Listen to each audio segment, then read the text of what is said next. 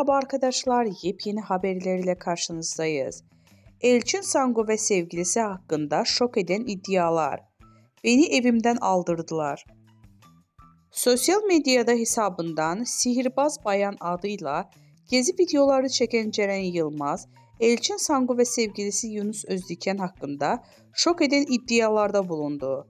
Yılmaz, ikili tarafından işinin engellediğini dile getirdi. 24 yaşında kendi başına bir şey yapmak istiyorum diyen Ceren Yılmaz, ikili tarafından işlerinin engellediğini söyledi. Elçin Sangu ve sevgilisi Yunus Özdiken'in kendisine dava açtığını söyleyen Yılmaz, şu ifadeleri kullandı.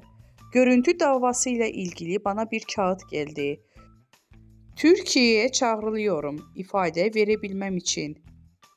Benim bu insanların isimlerini vermemeyim için tehdit ediyorlar.